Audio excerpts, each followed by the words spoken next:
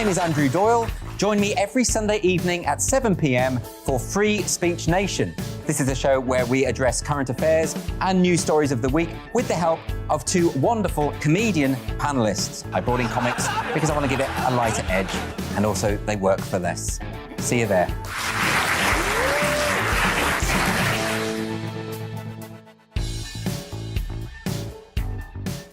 Hi there, it's Stephen and Anne. At breakfast from 6 a.m, you'll always be caught up with everything you need to know, the latest headlines, opinions and debates. We'll bring you the good news and the bad, but most of all, we're here for you. Remember, send in your views and let us know what you would like us to talk about. That's because we're your news channel. And every morning at 6 a.m, it's breakfast on GB News. I'm Dan Wootton. Join me Monday to Thursday from 9 to 11 for the feistiest and most fun news debate on TV, where free speech reigns. I'll bring you a sharp take on the day's biggest stories, bombshell newsmaker interviews, and A-list guests.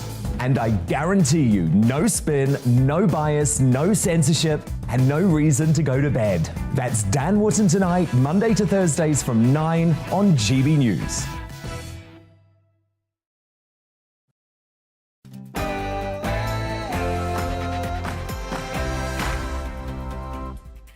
Hello and welcome to The Briefing. I'm Esther McVeigh and here's what's coming up over the next hour. Rishi Sunak and Liz Truss are in Scotland today to try and win the support of Tory party members. We'll be getting reaction from Glasgow to see if any of them are more popular than Boris Johnson, who remains still extremely unpopular in Scotland. And former President Donald Trump has warned that the FBI is becoming a political police force after passports were seized at his Mar-a-Lago home in Florida. We will be getting reaction to this claim. And it's been a year since Kabul fell to the Taliban. We'll be speaking to Foreign Affairs Select Committee member Graham Stringer on the current situation Afghanistan finds itself in. Well, give me your political briefing. Send in your views and opinions by emailing gbviews@gbnews.uk or tweet me at gbnews.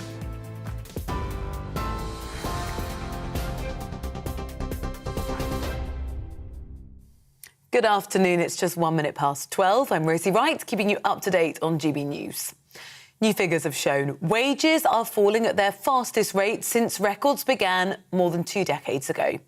The ONS say growth in regular pay, excluding bonuses, was 4.7% between April and June. When we take into account rising prices, though, the real value of wages fell by 3%. Household budgets are being stretched by increasing prices of food, energy and fuel. The Labour leader, Sir Keir Starmer, says this is further evidence of mounting pressure on millions of people. Well, look, this is further pressure on so many families, so many working people. And this wage stagnation has been going on for 10 years.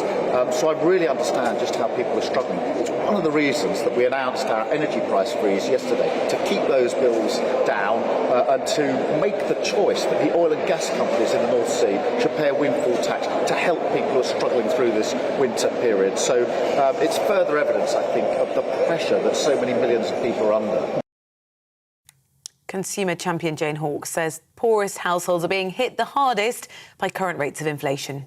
What we have seen from the Institute of Fiscal Studies is those with the least find that prices are rising the highest. So if you look at that in rates of inflation, in terms of rates of inflation, then that's a sort of 18% inflation for the poorest fifth of the population and 11 for the lowest, for the highest. Ukraine's president is calling on world leaders to help force Russian troops to withdraw from the Zaporizhzhia nuclear power station. The plant in southeastern Ukraine has been the site of ongoing shelling. Well, President Zelensky is warning radiation from damage to the station could be blown over neighbouring countries in the EU. He's also urged leaders not to give in to what he's calling nuclear blackmail and impose even tougher sanctions on Moscow. The former head of the British Army, General Lord Frost, told us that Ukraine's got to stay at the forefront of the agenda. What is going on in Ukraine doesn't just affect Ukraine, it affects all of us in the West. And it's really important that we keep that particular story front and centre to make sure that Ukraine is defended in the best possible manner, that future Russian aggression is deterred. Because otherwise, again, as Lord Haig says, our security in the West is threatened and our prosperity is threatened. The government says it's confident the new COVID-19 vaccine will be available as part of the autumn booster programme.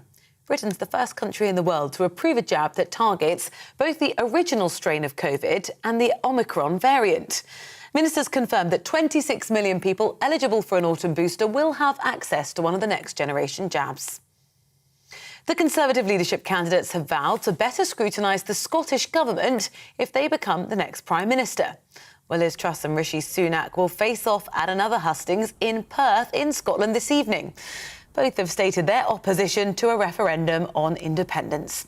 Foreign Secretary Liz Truss has committed to get Scotland's economy moving, and the former Chancellor Rishi Sunak wants there to be greater scrutiny of Scottish civil servants in the country to be more accountable, whilst calling for the unions to work together. Well, Conservative MP Andrew Bowie believes Rishi Sunak is the best candidate to ensure Scotland's place in the UK. And it's my view that Rishi Sunak is best placed to ensure Scotland's place at the heart of our United Kingdom for years to come. That's why I'm backing him. We need to ensure that the UK government is as representative and as, stands up for Scottish people as it does for people across the rest of the United Kingdom. That's one way that we're going to ensure Scotland remains at the heart of the UK. But the other is by taking the SNP on at the ballot box and beating them. The body of a teenage girl has been found after she got into difficulty in water on Monday near Manchester. Police say they're confident her death isn't suspicious. A yellow thunderstorm warning is in place for most of the UK. That alert's going to stay in place for southern England until tomorrow. The forecast rain, though, isn't enough to remedy weeks of dry weather. A drought's been declared today in Yorkshire. The region joins 8 areas of England which were moved into drought status last week. Ryanair says it's going to add more than 500 flights with a total of 100,000 seats to and from London Stansted for the October half-term break. Well, they made the announcement after Heathrow Airport extended its cap of 100,000 passengers a day until the end of October. That limit had been implemented to reduce large queues as well as handle lost baggage and last-minute cancellations as the travel industry struggled to cope with staffing shortages. A fuel tax on domestic flights could help freeze train fares and raise over £1 billion a year, according to the Campaign for Better Transport. The group says taxing aviation fuel at the same rate as petrol and diesel would make enough money to scrap the annual rail fare rise. They also say it would help cut carbon emissions. This is GB News. I'll bring you more as it happens. Now let's head to the briefing with Esther.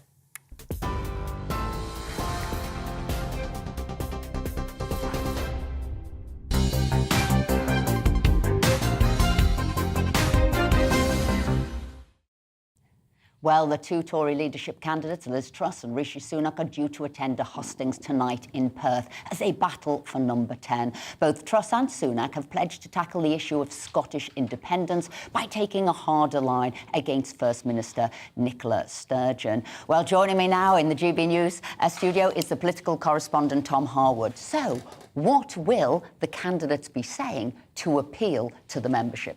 Well, there's going to be a lot of similarity in their messaging, I think, this evening, because we've heard before that they really do want to make it clear that now is not the time. Indeed, this generation is not a time for another divisive referendum on partitioning the United Kingdom. Of course, at the time of the 2014 referendum, the side that were arguing in favour of partitioning the island were saying that this was a once-in-a-generation, once-in-a-lifetime decision. And both Liz Truss and Rishi Sunak have said that they want to honour that by saying not in this generation, certainly not in this Parliament. And that's running up against what Nicola Sturgeon says. But beyond that, there's a lot more to be said in terms of how the union is held together, not just by preventing another referendum, but by making a really positive case. And Rishi Sunak is talking about scrutiny primarily, and Liz Truss about the economy. And what I was going to say, because you've picked up there, the policy is very similar. However, the approach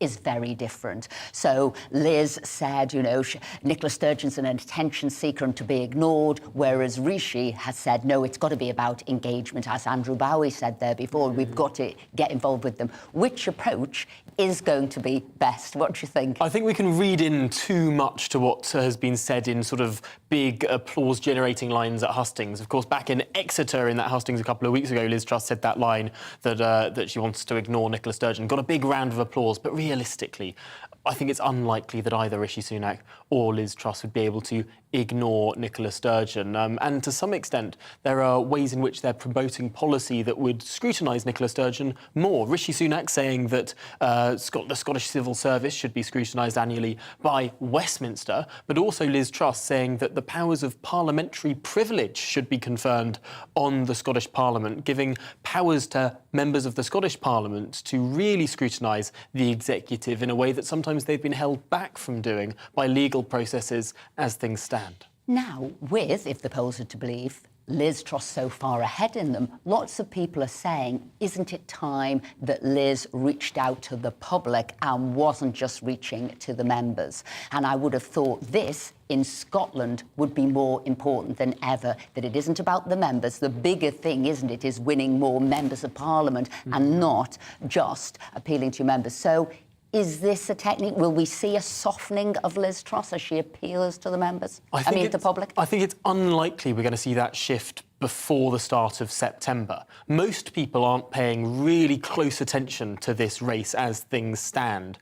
Tory members, of course, really paying attention to these hustings. Political anoraks paying attention. And opponents are supposedly taping it all. And certainly the Labour Party is enjoying these hustings incredibly, recording every little attack for their videos as things goes. But I think really what we're going to be seeing is that when whoever becomes Prime Minister, they really have that time to cement themselves in the view of the public. It's that first couple of weeks that they're in Downing Street, the first speech from Downing Street, the emergency budget, if it happens within September. Those will be the defining moments more so than what's said on this campaign trail. And you've got some latest information just come in about the strike action and members having to get the votes in? Yes, absolutely. Just within the last few minutes, Conservative campaign headquarters has emailed Conservative Party members warning of the strike action that is taking place at the end of August. They're saying that if people want their physical ballots to be counted,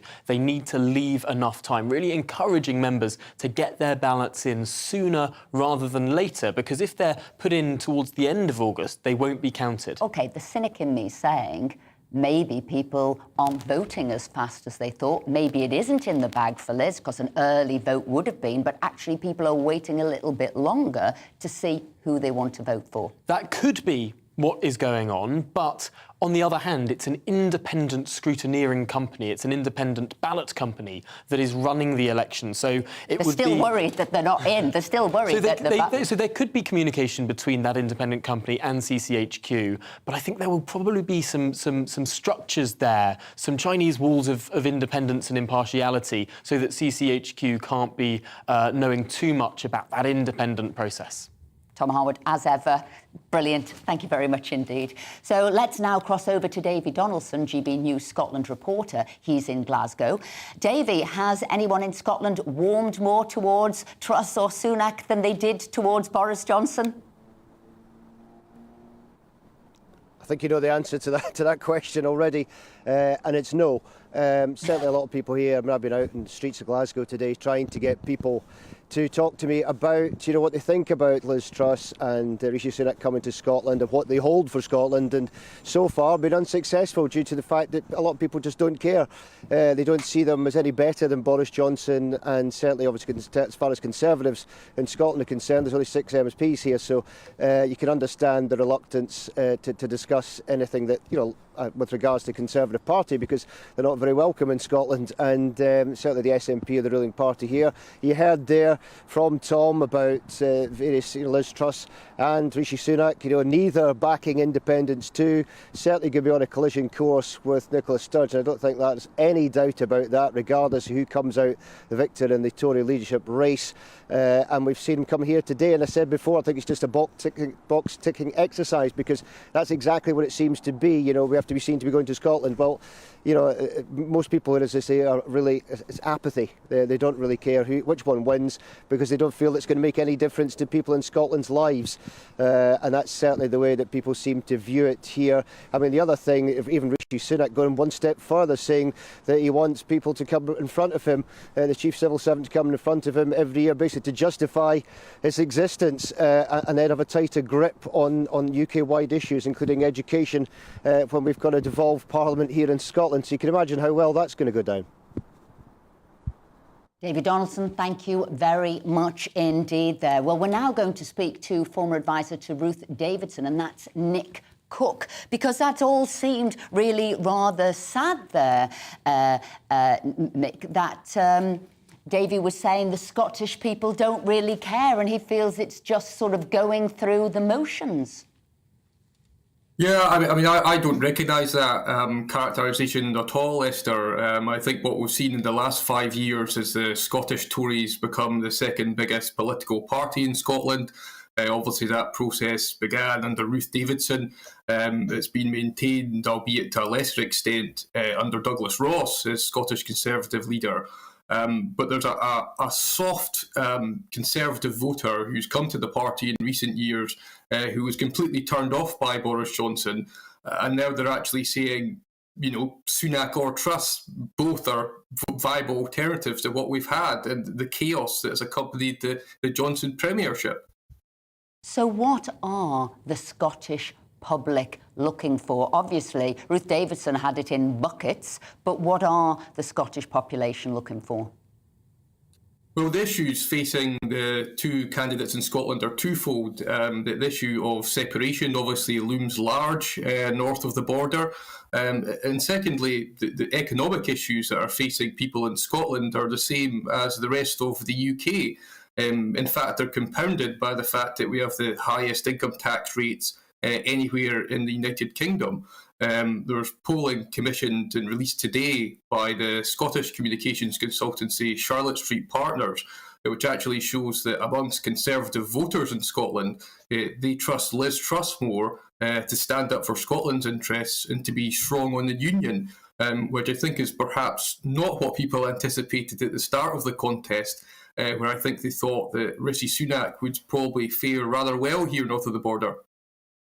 That's interesting there, because people might have been taken aback by some of Liz Truss's comments, which was, oh, Nicola Sturgeon's an attention seeker, we just need to ignore her. So that didn't have a negative effect on her standing then. I mean, I think the people who those comments outraged were primarily those who were predisposed to vote for Scottish independence. Certainly among unionists, I'm aware of several who thought, you know, good on you, Liz. And Nicola Sturgeon is not Scotland. Liz did need to clarify her comments somewhat afterwards to say she was talking about Nicola Sturgeon's push for independence, which of course constitutional matters are out with the remit of Holyrood. Quite rightly, she said she would work with the First Minister on devolved matters.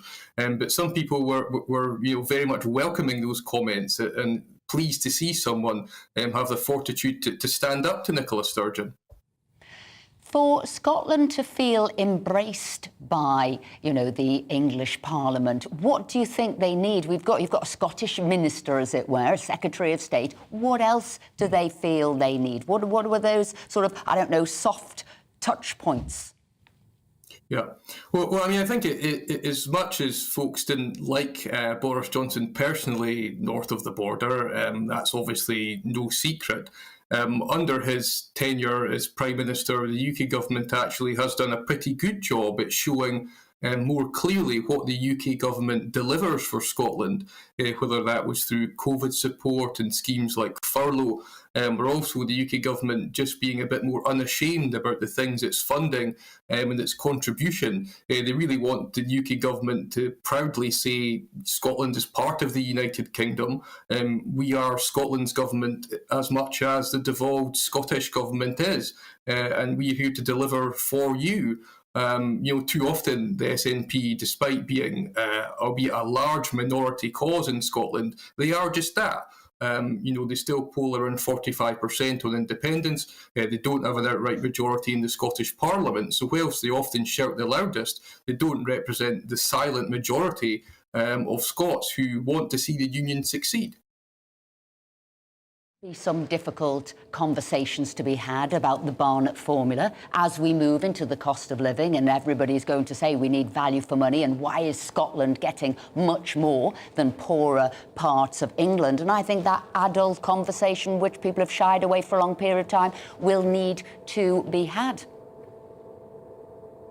Well, absolutely. But I mean, I think the UK government within Scotland has again proudly stated that Scotland benefits and is a huge beneficiary of being part of the union. The cost of living in terms of, I think, is about £2,000 extra per head that everyone in Scotland receives. That may be problematic south of the border, but that's certainly a positive within Scotland. But in terms of the cost of living, Liz Truss's pledges on things like reversing the national insurance rise, these affect people in Scotland. So they want to see the UK government act. But absolutely some very difficult questions, but nothing like the questions that face the nationalists in terms of how you would establish a separate state. The claim that it could be done in 18 months and they could fund everything. So the questions for the UK government are much more answerable, but we do need decisive action on the tax burden and on energy bills. Nick Cook, thank you very much for joining us today. Now, coming up, I'll be joined in the studio by GB News business and economics editor Liam Halligan to discuss the latest economic figures. But before all that, let's take a look at the weather. Hello, good morning. I'm Aidan McGivern from the Met Office. The heat wave we had at the weekend seems like a distant memory. It's now cloudier, it's feeling cooler, and rain or showers as well as hit and miss thunderstorms will continue to affect many places during the rest of the day, but not everywhere. Some places will stay dry. Low pressure towards the south is sending some showers and thunderstorms up from the Channel at the moment, and they'll continue to progress north across England and Wales.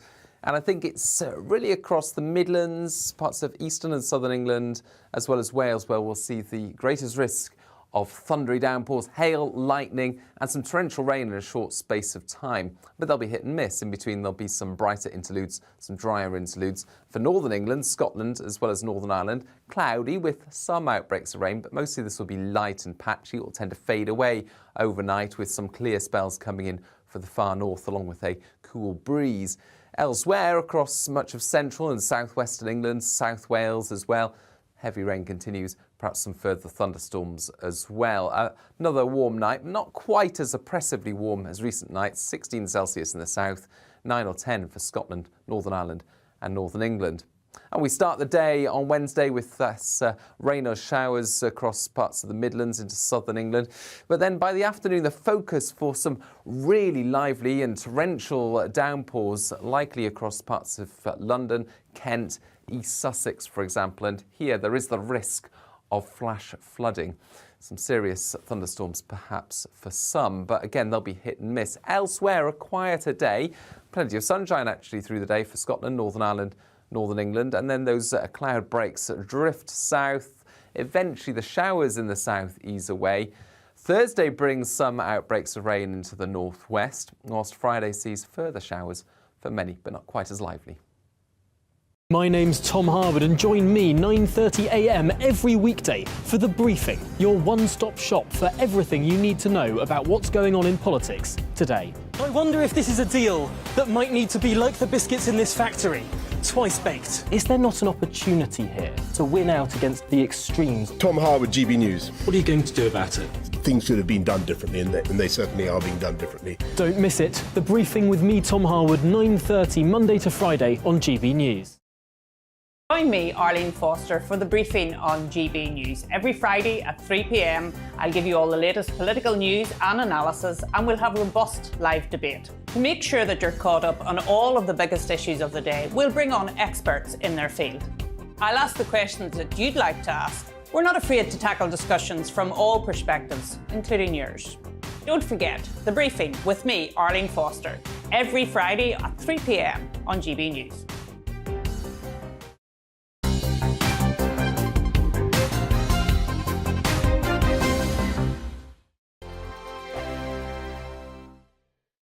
Join my show Farage, 7 p.m. till 8 p.m. Monday through Thursday, and there you will get opinion, analysis, debate, and I'll cover stories that nobody else dares to touch. You've been cancelled. Join the club. Oh my goodness me. And then for the last 15 minutes, talking pints. We're over a drink. We have a civilised conversation with someone. We very often disagree, but we do it in a grown-up way. Come and join me on Farage.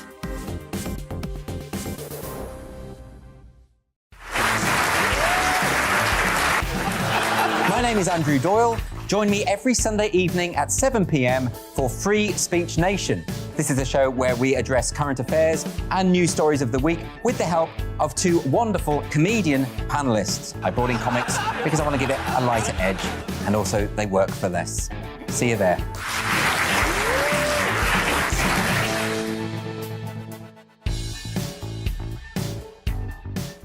Hi there, it's Stephen and Anne.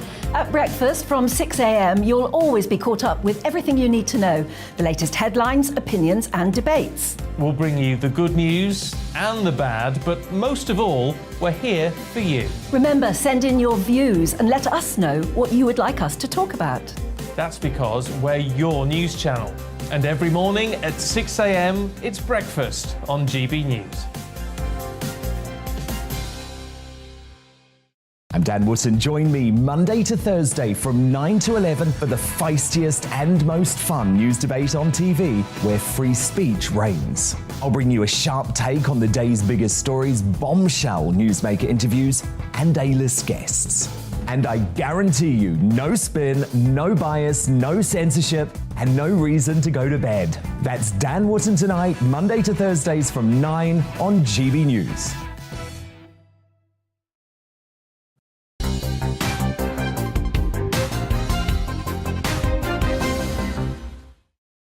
Welcome back. It's 25 past 12. Now, inflation has driven the fastest fall in real pay. On record, falling further on the rising costs of living, according to the latest official data. Average wages rose by 4.7% between April and June, but this was quickly outpaced by price rises, with soaring energy bills, higher food and fuel prices hitting household budgets hard. However, there was some positive data with the number of UK workers on payrolls, as it rose by 73,000 between June and July to 29.7 million. Well, joining me now in the studio is GB News economics and business editor Liam Halligan. Right, so we see there, in the past you probably would have talked more about employment figures and unemployment figures, but actually it's a much more complicated picture. And the most important thing seems to be to look at now is that economically inactive or worklessness. And this is a group of people not in work and not looking to work. And that seems to be what's causing the country a problem. That's right, Esther. It is pretty complicated. Look, we're in a cost of living crisis. We talk about it on GB News all the time. But I think it's also a cost of lockdown crisis. And during lockdown, understandably, the workforce shrank and lots of people haven't come back to the workforce. We've had a little uptick in the last few months, as we heard, as you just reported, from the Office of National Statistics data. But the overall size of the workforce is still smaller than it was, and that kind of flatters the unemployment figures. And also what is quite confusing until it's explained is this fact that wages are rising, but they're also falling. Now, in actual pounds and pence, wages are up almost 5% over the last 3 months compared to the same period in 2021. But when you take into account the fact that inflation's getting on for 15%, what we call real wages, what you can actually buy in the shops, given that prices are rising, your actual purchasing power is down, and it's down about 3% over the last 3 months compared to the same period last year. And that's the sharpest fall, Esther, that we've ever seen on record. And, people will say, well, how do we get out of this? What are we going to do? You can't keep giving more and more wage increases because then you will add into the inflation problem. So what are we going to see? What is our way out of this? Well, the main reason that the main reason real wages are falling isn't because wages aren't going up. It's because inflation's going up even more. Yeah. So we have to get on top of inflation. I think a lot of this inflation is being caused not just by the fact that the Bank of England was expanding its money supply willy-nilly, so-called quantitative easing, something I criticised for years and years. I think those chickens are coming home to roost, if you like. It's also, we have to make sure that people have skills and their productivity goes up. There's loads of vacancies. There's over 1 million vacancies, but you'll know, Esther, given your work as a parliamentarian, that in many cases, the workers aren't in the right parts of the country for where the demand for their services are, or they can't do the jobs that employers want them to do because they haven't got the skills. There's so-called geographic and occupational mismatches of the workers available and the jobs that employers need in doing. So it is about productivity, yes, but above all, the way to climb on top of this fall in real wages, this fall in purchasing power, which will stagnate the economy or make a bad situation worse, is to get on top of inflation. And that's, I'm afraid, it's partly about rising interest rates.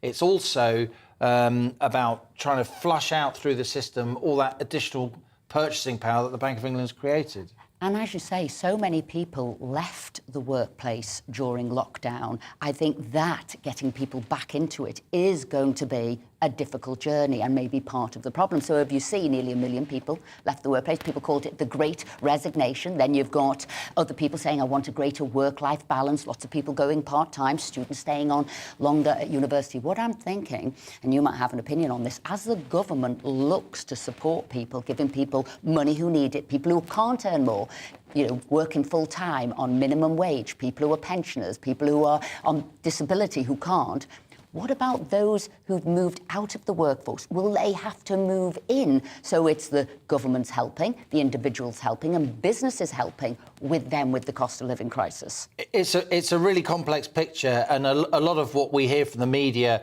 debates have been, decided and so on about work-life balance. No, they haven't. It's not at all clear that working from home makes you more productive. A lot of people want to do that, and of course, people of family-forming age, technology can help us. Some people to work from home, not if you're working in manufacturing or services or working in a bar or a pub or a hairdresser, but a lot of the so-called laptop classes, they can work from home. But does that make them more productive? I'm not sure that it does. It's very convenient for them, and they've all got, powerful voices. A lot of people in the civil service, in ritzy jobs and so on. But in the end, people can't get driving licenses. People can't access some of the services they need. Now, some people will say that's unfair, what I've just said. I'm saying it's a debate. I'm saying we don't know. Yeah. I'm saying that we have to fully recover from lockdown because we haven't. And I think, Esther, that's why this is not just a cost of living crisis, but a cost of lockdown crisis, which isn't often acknowledged. And I absolutely agree with you. And that's why I say there are so many component parts. Until we recover from lockdown,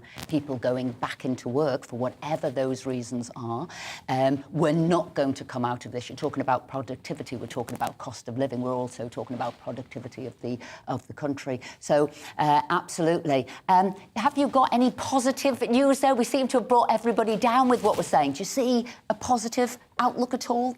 Yeah, I do think we can be in danger of talking ourselves into a deeper hole than we're in. Of course, it's a challenging time for the UK economy.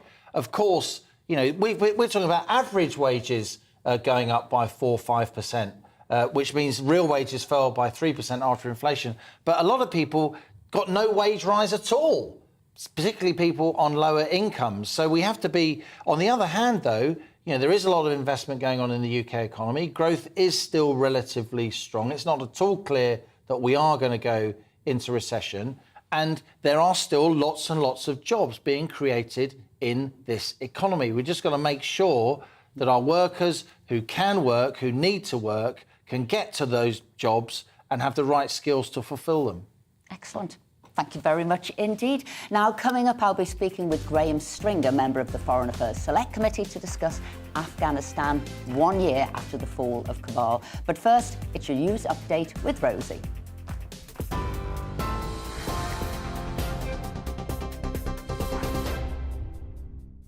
It's 12:32. I'm Rosie Wright, keeping you up to date on GB News. New figures have shown wages are falling at their fastest rate since records began more than 2 decades ago. The ONS say growth in regular pay, excluding bonuses, was 4.7% between April and June. When we take then into account rising prices, the real value of wages fell by 3%. Economist Jack Kenny says that the economy is still in the process of bouncing back from the pandemic. The labour market remains incredibly tight at present. Unemployment remains very low at 3.8%. And we still have less than one unemployed job seeker per vacancy. So that's really being reflected in a lot of the staff shortages and hiring difficulties that we're continuing to see throughout the economy. A lot of industries that have really been bouncing back since the pandemic, since the reopening of the economy, have been ramping up hiring very, very strongly, and that's been affording workers lots of opportunities. In international news, another depot's been hit by a series of explosions in occupied Crimea following a string of blasts last week on Russian warplanes along the Crimean coast. Ukraine hasn't publicly admitted that attack. Well, it comes after Ukraine's President Volodymyr Zelensky is calling on world leaders to help force Russian troops to withdraw from the Zaporizhzhia nuclear power station in southeastern Ukraine. The plant's been the site of ongoing shelling. Zelensky's been warning that radiation from damage to the station could be blown over to neighbouring countries in the EU. The Conservative leadership candidates have vowed to better scrutinise the Scottish Government if they become the next Prime Minister. Well, Liz Truss and Rishi Sunak will face off at another hustings tonight in Perth. Both have stated their opposition to a referendum on independence. Foreign Secretary Liz Truss has committed to getting Scotland's economy moving, while the former Chancellor Rishi Sunak wants there to be greater scrutiny of Scottish civil servants. Leader of the SNP, Ian Blackford, says both candidates' plans for Scotland were like sinister show trials. The body of a teenage girl's been found after she got into difficulty on Monday near Manchester. Police say they're confident her death in the water isn't suspicious. A yellow thunderstorm warning's in place for most of the UK. The alert will stay in place for southern England until Wednesday. Meanwhile, a drought's been declared in Yorkshire. The region joins 8 areas of England which were moved into drought status on Friday. TV, online and DAB+ radio, you're listening and watching GB News. Shortly...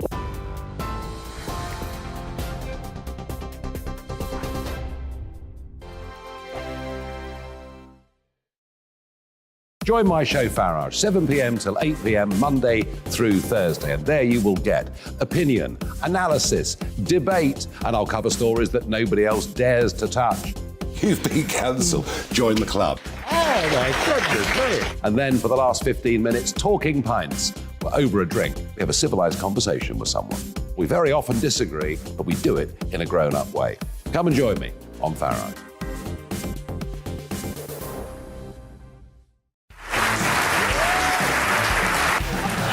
My name is Andrew Doyle. Join me every Sunday evening at 7 p.m. for Free Speech Nation. This is a show where we address current affairs and news stories of the week with the help of 2 wonderful comedian panellists. I brought in comics because I want to give it a lighter edge, and also they work for less. See you there.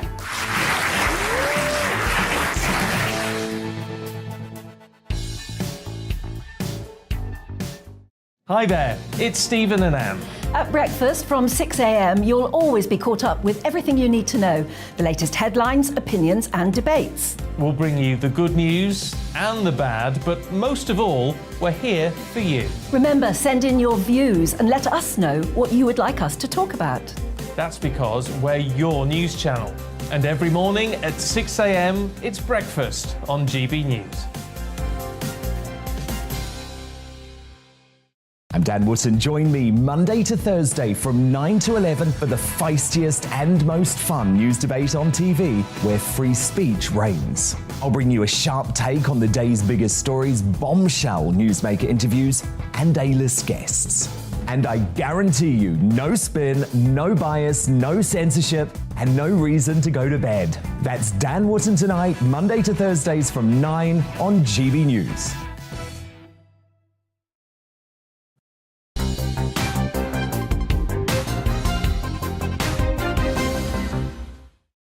Welcome back. It's 12:37. Now, it's been a year since the Taliban seized back control of Kabul as the US continued its chaotic withdrawal from the country. The scenes outside Kabul airport appeared to sum it up at the time, with the desperate attempts by many Afghans to flee their country as the Taliban approached 1 year later, and the United Nations have said that Afghan citizens are in survival mode, with millions facing malnutrition, and it warns the world must not forget the plight of the country's women and children. Well, joining me now is Graham Stringer, Member of Parliament and obviously a member of the Foreign Affairs Select Committee. Graham, thank you for joining me. Many people will say the way we left Afghanistan was probably one of the most sort of shameful things really in our recent history. Would you agree with that? I would. And the Foreign Affairs Select Committee absolutely agrees with that position. We wrote a long report called Missing in Action, which basically said the officials in the Foreign Office completely let down people in Afghanistan. The Permanent Secretary was on holiday through the crisis. There were times when the emergency room where decisions were being taken on who could leave Afghanistan and get visas was down to one person on no people. There was a culture of only working 8 hours. People who'd helped the British government in Afghanistan, who didn't get out, and during this process as well, were put up against the wall and shot. So it was an appalling situation of which our officials let us down. There was a whistleblower who told the inside story of the chaos within the Foreign Affairs Department, the Foreign Office. It's unbelievable. I like you, Esther, probably. I always thought the Foreign Office had the creme de la creme of civil servants. If that's the creme de la creme, we're in real trouble. They were not only absent, but they had not applied indictment on the Foreign Office, the civil service, and in the end, the government. And didn't history really tell us that going into Afghanistan was never an easy thing to do, and coming out was never an easy thing to do? And when we did go in, we said it was just about reconstruction, helping the people there without even firing a single shot. So did we go in without our eyes wide open? It's not usually stated this way, but we've just lost the fourth Afghan war. The 3 previous times we've been in Afghanistan, we have lost a lot of soldiers in. One war, we lost all but one. I think the Afghans allowed one person to survive, just as a demonstration of their power. I don't quite agree with you on the basis that we went in. We went in to catch bin Laden and to eradicate the Al-Qaeda bases and to disrupt the Taliban so that they didn't give a base to international terrorism. That really was completed very quickly, and having put troops there, we then kept changing the focus and objective of what we were doing. We were there, as I say, to get rid of a base for terrorism, which we did very quickly. We missed bin Laden. It took some time to get him, but we then said it was there to eradicate the drugs trade. It was there to help educate women. It was there to create civic society and democracy. All those things came later, and that's a huge cost, both in lives to Afghans. Lives of American soldiers, lives of British soldiers were lost, and this country at the moment is in financial and economic difficulties. I wish we'd still got the 40 billion that was spent on Afghanistan to spend on helping people with their heating bills at the moment. Now, I've only got time for one quick question and therefore one quick answer. So what have we got to do now, particularly for these 6,000 Afghans who are still stranded after helping the British?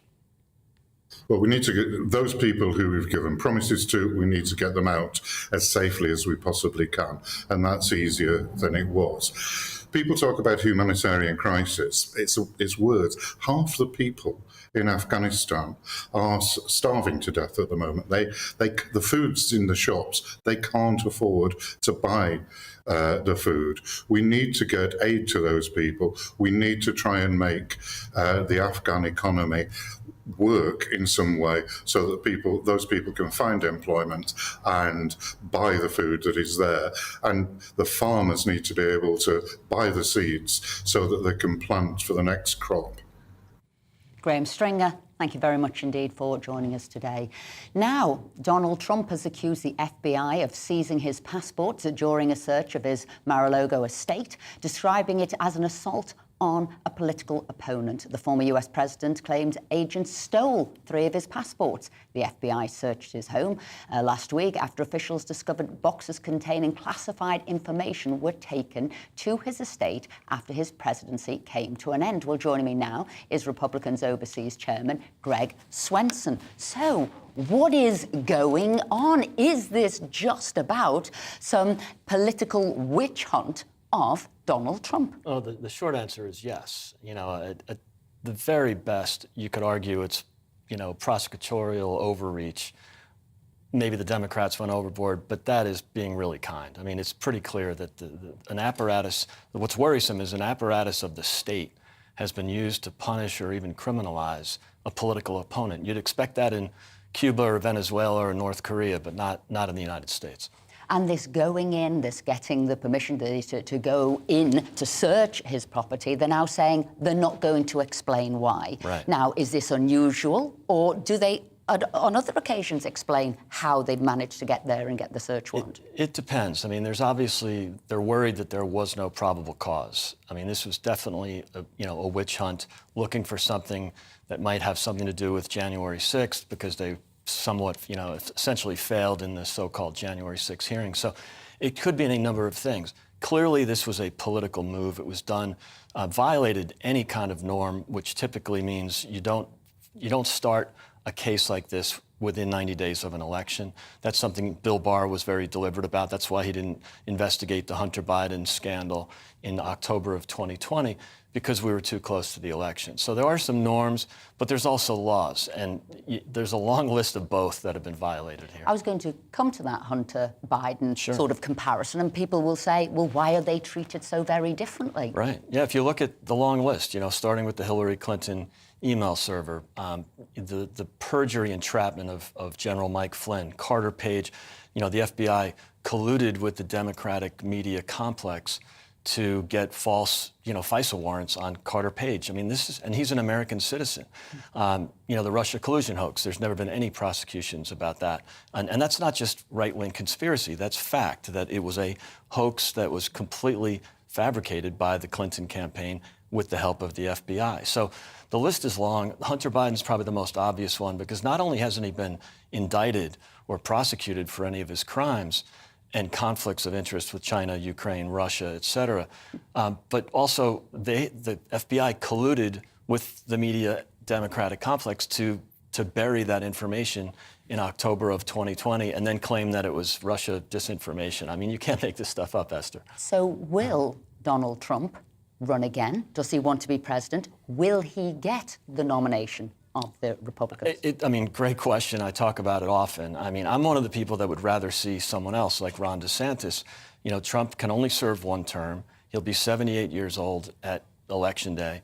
And, he's made some mistakes. The Georgia Senate special elections, that was a fiasco for the Republicans. But look, this is why the Democratic move here, it was a dangerous move for the Democrats, dangerous move for the country, but it's already backfired.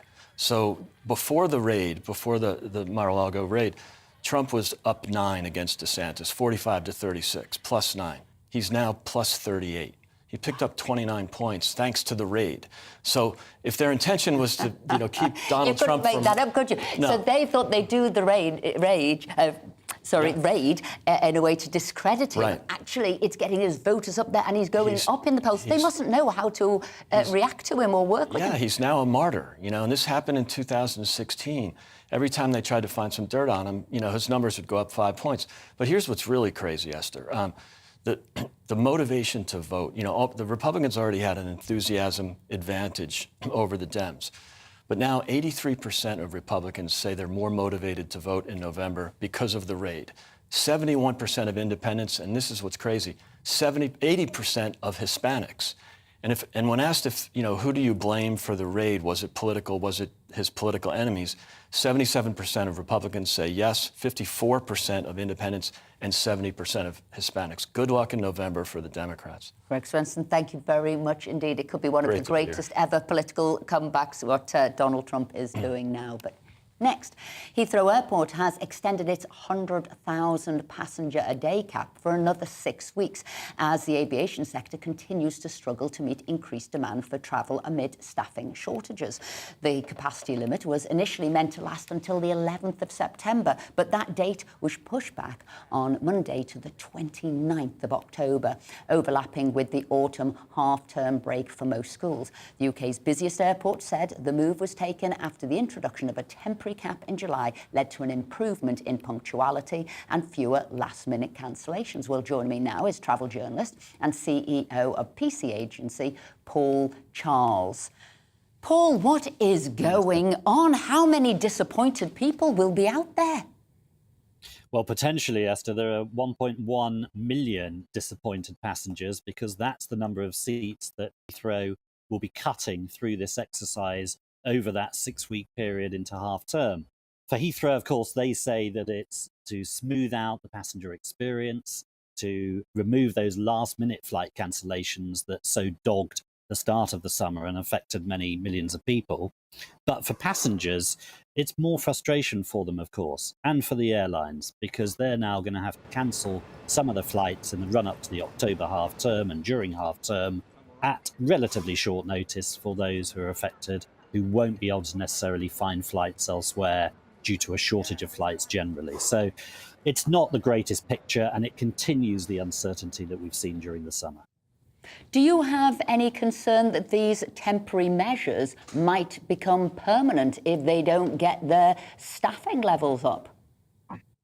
It's a really good question, because I think Heathrow initially said they would probably end this in early September. They're now extending it another 6 weeks to late October. There's no reason why they won't extend it again, really, towards Christmas if the staffing levels don't increase more widely. But the good news is those staffing levels are starting to rise. The ground handlers who've been so heavily criticised by Heathrow are now improving their pay rates due to higher inflation and hiring more people. And so the numbers are improving. And I hope that Heathrow will acknowledge that and therefore won't have to extend again. But the fear is that Heathrow, because they're using this period as a way of improving the quality and punctuality of their operation, they may just say, well, we quite like this strategy. It's working for everybody. It's helping the airlines become more profitable. It's helping us as an airport improve. They might continue this strategy for longer because it is actually ticking a lot of boxes. But won't that make Heathrow a much diminished airport of less importance globally? Yeah, that's a good point. And in fact, we've already seen Ryanair take advantage of this morning by announcing 100,000 more seats being put on towards the October half term out of Stansted Airport. And that will encourage people potentially to switch from Heathrow to Stansted. It's a real issue for Heathrow. Their reputation has taken a dent during the key summer period. They're having to rebuild that reputation through better operations, and they believe this strategy will help them. But of course, for us as consumers, we're living in an environment where each flight is costing more due to higher inflation, but also due to higher demand because there are fewer seats available because they're being taken out by this strategy. So it's a difficult phase that the industry is going through. The airlines are becoming more profitable. Heathrow is becoming better at helping us enjoy our experience with the airport. But for us as consumers and passengers, we're paying more for fewer seats. So it's a difficult phase. Paul Charles, thank you very much indeed for joining us.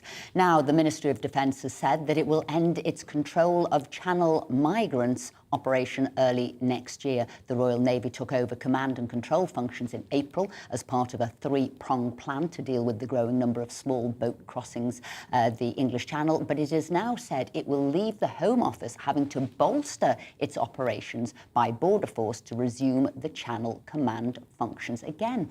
Well, joining me now is the GB News Home Affairs and Security Editor, Mark White. So, what does this all mean, and how has it come out in the news this way? Well, the Ministry of Defence will say that they were always going to review the command and control operation come the 31st of January next year.